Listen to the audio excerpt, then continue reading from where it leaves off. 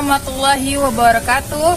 Di sini saya Lutfia Aresa Putri bersama dengan teman-teman saya, yaitu Fidah Nur Farida, Dinda Holisatun Nafisa, akan sedikit membahas terkait keresahan yang kami rasakan selama menjadi masyarakat Indonesia dan juga terkait isu-isu yang sering terjadi di lingkungan kita, yang mana isu-isu ini berasal dari perbedaan-perbedaan yang sering menimbulkan konflik, baik konflik internal maupun konflik eksternal. Di sini kami merasa bahwa persatuan dan juga kesatuan di Indonesia itu perlu ditingkatkan lagi untuk mencegah adanya ancaman, baik itu ancaman internal, eksternal, ancaman pemikiran maupun ancaman fisik. Salah satunya yaitu berkaitan dengan adanya radikalisme. Maka di sini dalam video ini kami akan menjelaskan bagaimana pendapat kami ya untuk mencegah adanya radikalisme sebagai ancaman persatuan dan juga kesatuan. Sebelum kita masuk ke dalam pembahasan inti terkait pencegahan bagaimana radikalisme itu sendiri, sekarang di sini mungkin saya dan juga teman-teman saya akan berbicara terkait apa sih itu radikalisme menurut pandangan masing-masing. Mungkin bisa dimulai dari Mbak Didah deh. Apa sih radikalisme menurut Mbak Didah? Baik, kalau dari saya, radikalisme itu suatu sikap atau perilaku yang mana mungkin suatu kelompok itu menginginkan perubahan yang drastis dengan untuk mencapai suatu tujuan tertentu. Nah, biasanya radikal sendiri juga dianggap sebagai suatu yang ekstrim. Mungkin dari Mbak Dinda ada pendapat lain? Kalau menurut saya, radikalisme itu paham atau pandangan yang berusaha melakukan secara drastis politik, sosial, dan agama lain yang lebih secara ekstrim. Intinya berarti emang radikalisme itu sesuatu hal yang pengennya tuh instan dan dengan sesuatu yang perilaku yang ekstrim seperti itu ya. Berarti kan di sini juga saya beranggap bahwa memang radikalisme itu sendiri itu memiliki dampak yang dirasakan lah, sangat bisa dirasakan oleh masyarakatnya ya kan. Pertama mungkin dari individual atau kelompok itu kan bisa jadi nanti ada konflik ya. Pasti kan konflik itu bakal terjadi karena mereka menyerang secara ekstrim, pasti kan masyarakat juga resah terhadap paham-paham seperti itu. Nah, selain itu menurut saya juga kalau misalkan radikalisme ini tuh nantinya tuh bakal mengarah kepada kerusakan fasilitas umum. Setuju. Kan? Benar nggak? Iya. Kalau misalkan dia menyerang pemerintah iya, tapi kok nggak memperhatikan ini tuh nanti tuh berimpact kepada masyarakat ya kah, atau individu masing-masing atau lingkungannya lah ya, kurang adanya respect ke sana.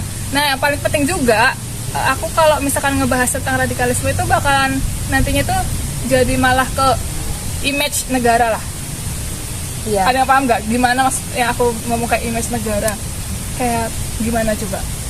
Kayak mungkin wisatawan luar tuh kayak lebih takut gak sih kalau misalnya mau ke Indonesia, karena mungkin yang tadinya Indonesia dianggap sebagai negara yang ramah, aman, dan juga cocok lah untuk dibuat tempat wisata, tempat liburan lah, untuk menghilangkan kepenatan mungkin ya. Dan ternyata setelah ada radikal ini dan juga ya kalau kita lihat di Indonesia sekarang kan kayak sudah makin merajalela ya. Jadi mungkin itu sih kayak dari eksternalnya negara lain mungkin agak sedikit was-was. Ya, nggak percaya lah ya. Sudah mulai menghilang sedikit kepercayaannya ke Indonesia. Oke. Ada lagi nggak yang mau berpendapat terkait apa sih dampak dari radikal? Apa sudah cukup yang tadi saya sebutkan? Mungkin cukup. Pengetahuan saya cuma itu. Oke nih teman-teman, tadi kan kita udah bahas radikalisme, kemudian dampaknya juga dari radikalisme itu seperti apa. Nah, setelah itu tuh berarti kan adalah konflik kan, dampaknya itu pasti konflik. Nah, konflik sendiri berarti kan diawali dari adanya perbedaan. Nah, perbedaan kalau dari buku yang saya baca itu berasal dari ada term yang namanya ikhtilaf. Nah, ikhtilaf ini berarti perbedaan.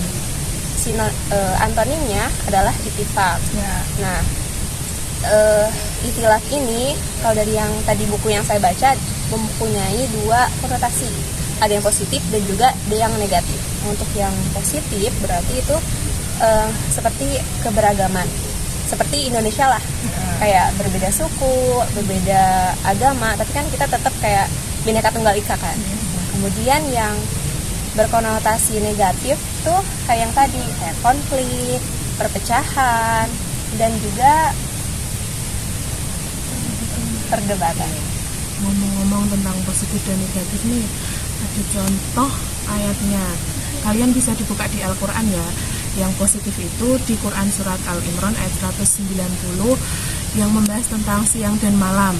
Terus yang negatif itu ada di Quran surat An-Nahl ayat 124 yang membahas tentang perdebatan kaum Yahudi dengan Nabi Musa yang berkaitan dengan hari Sabtu.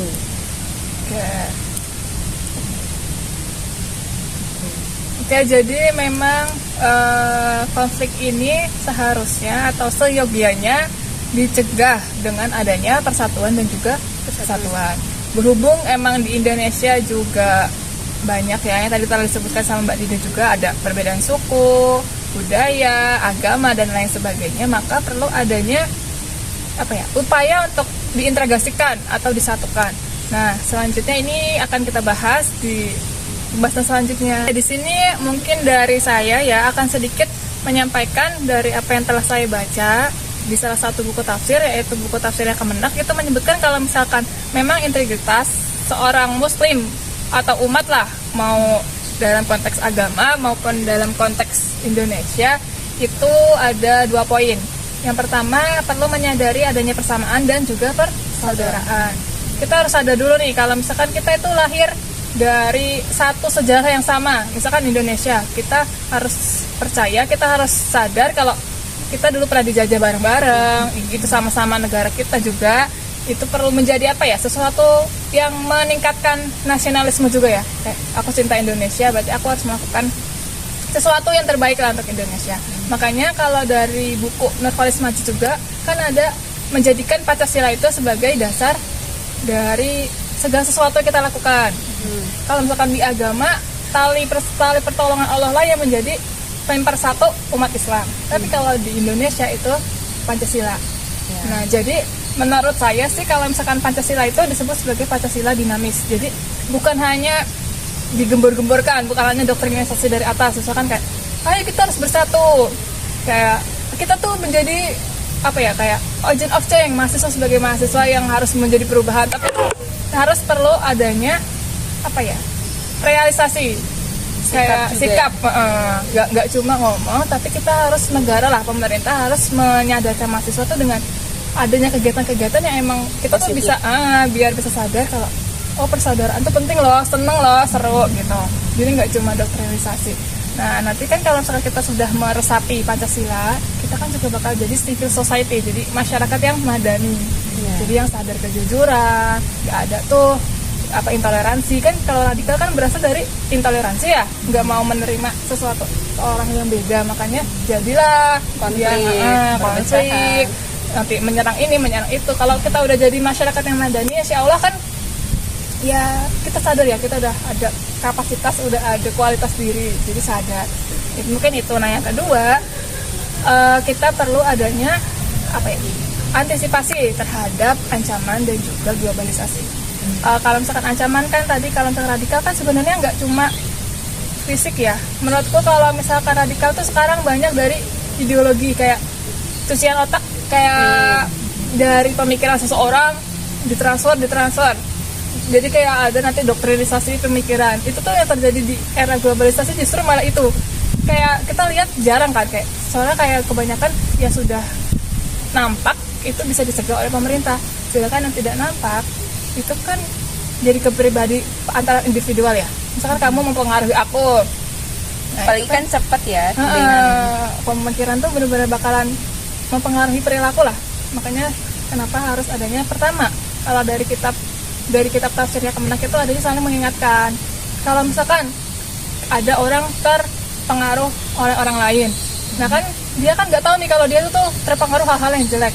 Nah kan tugas kita berarti kan mengingatkan, kayak ya udah kayak dibilangin ini tuh tidak baik. Jadi kayak pendoktrinannya itu pertama mereka mungkin didoktrin sesuatu hal yang jelek. Nah kita tugasnya kita mendoktrin dia dengan sesuatu hal yang baik. Nah makanya kalau di kitab Kemak itu pertama sadar dulu atas apa ya, kayak kita tuh berasal dari mana, kita tuh hidup di mana. Nah kedua itu baru saling, kalau udah ada persamaan persaudaraan pasti kita kan sayang ya. Kayak masa ya kita meninggalkan teman-teman kita yang susah gitu kan. Kalau misalnya kita ada sadar persaudaraan pasti bakalan saling mengingatkan lah intinya. Saling merangkul lah. Nah, saling merangkul itulah. Mungkin itu ya kalau dari kita, dari aku dan juga Mbak Dida dan Mbak Dinda berkaitan dengan radikalisme dan ancaman radikalisme terhadap persatuan dan kesatuan dan bagaimana persatuan dan kesatuan ini dapat dibentuk lah. Mungkin bisa dijadikan apa ya, referensi lah ya video ini sebagai apa ya, pengetahuan bersama lah, bisa menjadi penambah ilmu juga. Maaf apabila mungkin dari saya dan juga Ya teman dari kita ada banyak kurangnya atau masih kurang ilmunya lah ya. Iya. Nanti kita bersama-sama belajar di episode-episode selanjutnya di video kita. Mungkin itu yang dapat kita sampaikan. Terima kasih kepada teman-teman yang telah menonton video ini, yang ilmunya mungkin nggak seberapa ya. Semoga bermanfaat aja. Amin. Mungkin itu. Sekian. Wassalamualaikum warahmatullahi wabarakatuh.